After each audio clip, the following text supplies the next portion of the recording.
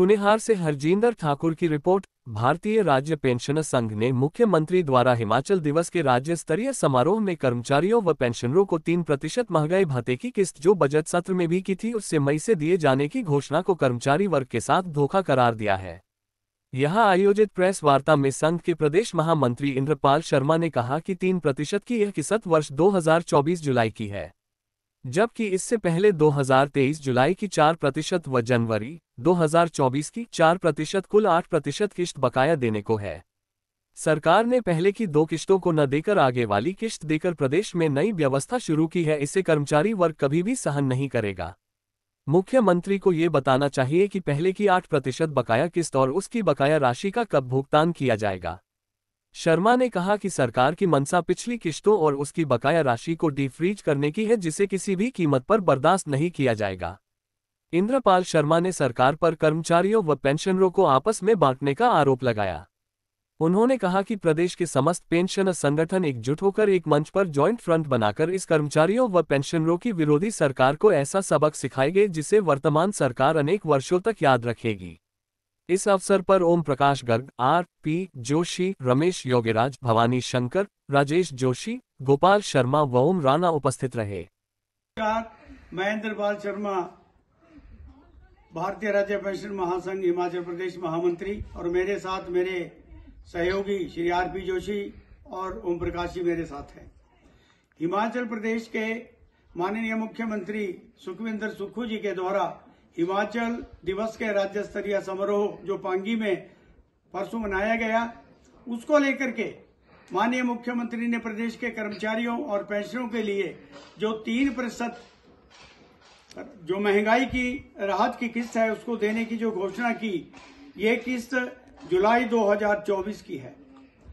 इसको लेकर के जो माननीय मुख्यमंत्री ने घोषणा की है, भारतीय राज्य पेंशन महासंघ इसकी कड़े शब्दों में निंदा करता है, क्योंकि ये प्रदेश के कर्मचारियों को गुमराह करना और उनके साथ धोखाधड़ी है।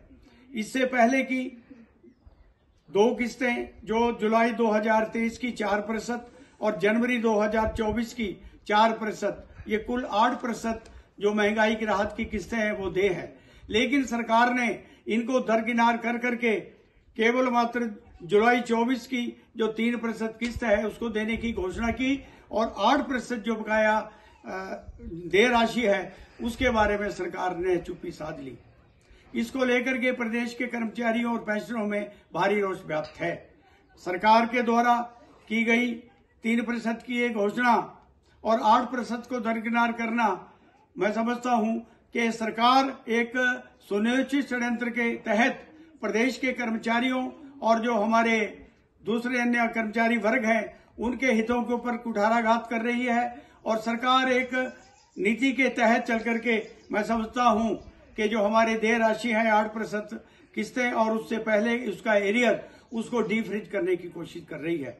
तो भारतीय राज्य पेंशन महासंघ इसके लिए सरकार की कड़ी शब्दों में निंदा करता है और सरकार को चेतावनी भी देना चाहते हैं कि सरकार जो ये डीफ्रीज करने की कोशिश कर रही है, इसे प्रदेश के 4 लाख कर्मचारी और पेंशनर कभी स्वीकार नहीं करेंगे और आने वाले समय में ये कर्मचारी जो है इसी सरकार को डीफ्रीज कर देंगे।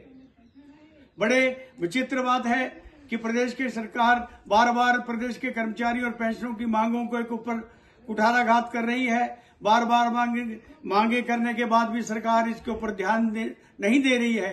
प्रदेश की वर्तमान जो सरकार है ये प्रदेश के समस्त कर्मचारी और अन्य जो सभी वर्ग है उसकी विरोधी सरकार रही है। सरकार ने दोबारा से ये साबित कर दिया है और हम इसको लेकर के प्रदेश सरकार को इस बात की भी निंदा करते हैं कि प्रदेश की सरकार जो वर्तमान में प्रदेश के पेंशनरों और अन्य कर्मचारी वर्गों के जो विभिन्न संगठन हैं उनमें विघटन करने का काम कर रही है, उनको तोड़ने का जो प्रयास कर रही है, इसको प्रदेश के कर्मचारी कभी सहन नहीं करेंगे। इसकी हम कड़े शब्दों में निंदा करते हैं और सरकार को आग्रह करते हैं कि सरकार समय रहते हमारी जो देय राशि है इसका भुगतान करे और सरकार ये स्पष्ट करे कि इससे पहले की जो हमारी 8% किस्तें हैं जुलाई 23 की और जनवरी 24 की, इसके बारे में सरकार स्थिति स्पष्ट करे कि इसका जो है सरकार कब भुगतान करेगी, कैसे भुगतान करेगी, वरना आने वाले समय में सरकार इसका